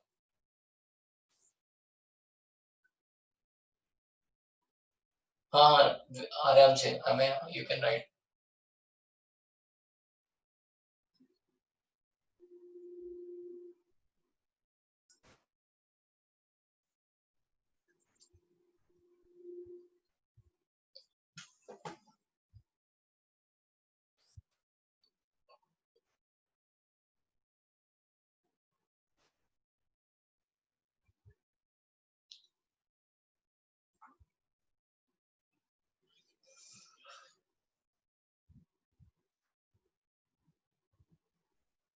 चलो एक क्वेश्चन लिखो फिर मैं इसे समझाता हूँ. Mole fraction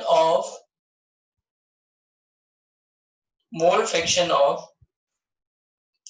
NaOH in water is 0.2. Mole fraction of NaOH in water is 0.2. Find molality of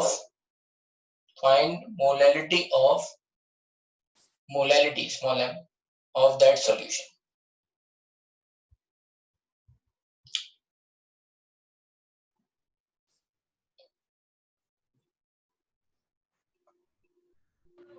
sir क्या आप रिपीट कर सकते हो क्वेश्चन? हाँ बिल्कुल. लिखा हुआ है कि mole fraction of NaOH in water is 0.2. Find molality of that solution. अब देखो जब मोल फ्रैक्शन 0.2 दे रखा है तो हम मान लेंगे कि total number of moles, this is the very important thing, कि टोटल नंबर ऑफ मोल्स 1 है. टोटल नंबर ऑफ मोल्स कितने हैं? 1. This is very helpful to understand how many moles of solute are present. ठीक है, तो अगर मैं मान लूं solution, always I am going to assume कि total moles is equals to 1. तो मोल फ्रैक्शन ऑफ NaOH क्या हो जाएगा? Moles of NaOH divide by moles of NaOH plus moles of H2O, and moles of NaOH plus H2O is nothing but 1. So this is nothing but moles of NaOH divided by 1 which is equals to 0.2. तो क्या मिला आपको? आपको मिल गया moles of NaOH 0.2. Since आपको mole fraction 0.2 पता है तो can you right mole fraction of H2O क्या होगा? 1 minus 0.2 that is 0.8. अभी मैंने बताया था XA plus XB is equals to 1. तो XB equals to 1 minus XA, है ना? इसको लिख भी सकते हैं ऐसे, H2O is nothing but 1 minus mole fraction of NaOH which is 0.8 and that is nothing but, या तो आप यहीं से देख सकते थे अगर moles of NaOH 0.2 है तो moles of H2O कितने हो जाएंगे, है ना? टोटल मोल्स आपने 1 माने तो मोल्स ऑफ H2O यहीं से मिल गया आपको, that is 0.8. या फिर आप इस वाले मेथड से निकाल सकते हो 0.8. मोल फ्रैक्शन 0.8 आया, टोटल मोल्स 1 है तो 0.8 डिवाइड बाय 1 तो 1. चलो एनीवे यहां से आ गया, है ना? Moles of H2O is nothing but total moles minus moles of NaOH. So this is 1 minus 0.2 तो 0.8. अब आपको मोल्स पता है तो कैन यू कैलकुलेट मास? तो मास ऑफ H2O कितना हो जाएगा? 0.8 into 80. मोलर मास कितना है? 80. तो अब आपको क्या पता है? मास ऑफ सॉल्वेंट पता है, मोल्स ऑफ सॉल्यूट पता है, राइट? मोल्स ऑफ सॉल्यूट पता है तो can you calculate molality? Yes. तो molality is 0.2 divide by 0.8 into 18 into 100. Say 4 times. 1000 divided by 72. This is small m, sorry. Small m. 1000 divided by 72. So you can solve. इससे आ जाएगा answer आपका. तो ये कितना आएगा? अप्रोक्सीमेटली 14 के आसपास आएगा, क्लोज टू 14 मोलर.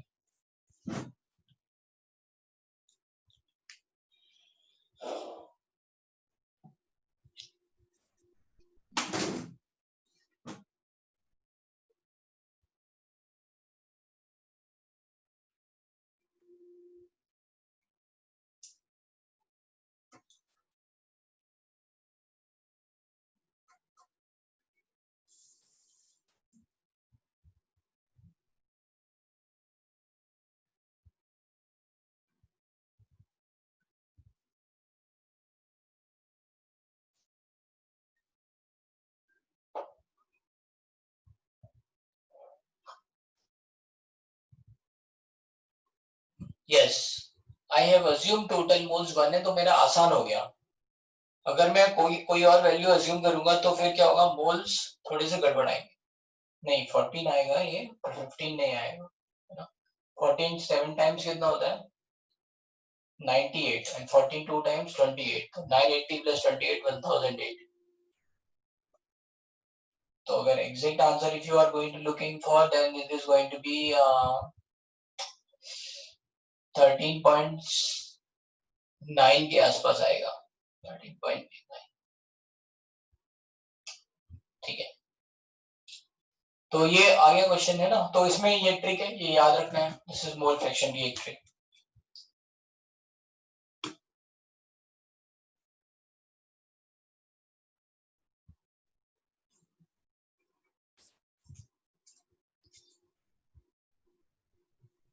चलो अगर मान लो इसी क्वेश्चन में मैं आपको परसेंटेज वेट बाय वेट पूछूं तो निकाल सकते हैं percentage weight by wait.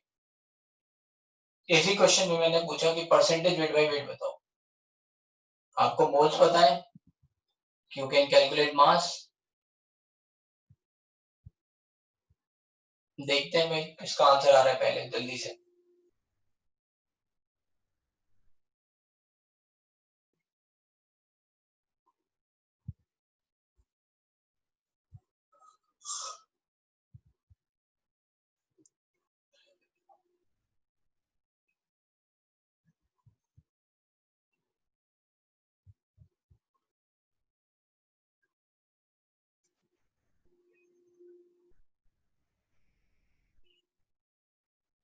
Okay, so first answer came 20. I have to check. I'm not sure कि it is 20. तो मास ऑफ H2O कितना हुआ 18 into 0.8। ठीक है, तो इससे कितना आएगा ये,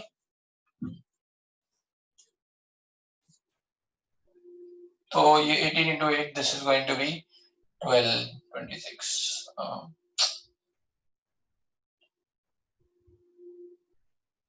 144. So yes, so this is gram. Mass of NaOH कितना हो जाएगा 0.2 moles into 40, so this is going to be 8 gram. Now mass of solution कितना हो जाएगा, mass of solute plus solvent, so 14 plus 14.4, so this is 22.4. अब percentage weight by weight कितना हो जाएगा 8 divided by 22.4 into 100, तो ये हो गया है ना, इससे आपका आंसर आएगा जो भी है। This 22.4 this is going to be, इसको अगर हम कट करेंगे तो इससे ये आएगा 8 से 2.8, so this is going to be 2.8 into 100, 100 divided by 2.8, ये आ गया आंसर। अब इसको आप सॉल्व कर लो 28 से, 28, 56, 84, फिर 16 आएगा 160, तो 6 के आसपास आएगा 6, राइट। So 36 समथिंग आ जाएगा ये, 36 के आसपास। देख लेते हैं एक बार फिर से, 128, 384, 116 पॉइंट, तो ये 335 पॉइंट, मतलब इसमें 5 आएगा, फिर 3.5, so 140, फिर 200, so then it is going to be around 7, so 35.7 के आसपास आ जाएगा। So that is your percentage, है ना।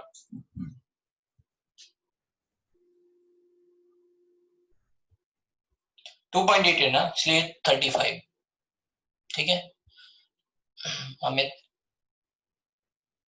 राइट। तो आपको क्या समझ में आपको आया कि अगर मान लो कोई परसेंटेज सॉरी मोल फ्रैक्शन दे रखा है, तो मैं ऐसे मोल टोटल मोल मान के मोल्स निकाल सकता हूँ, मास निकाल सकता हूँ, फिर कोई रिलेशन निकाल सकता हूँ, ठीक है।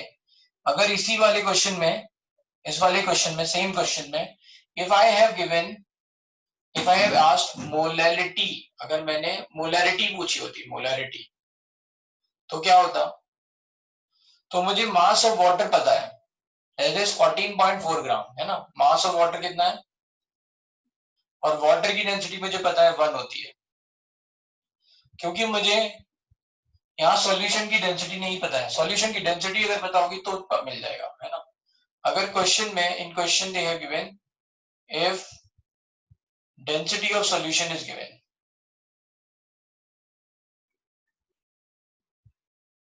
है ना, देन वी कैन कैलकुलेट, इसको कन्वर्ट कर लेंगे, है ना। जो टोटल मास है, total mass is 22.4 gram, we can will convert it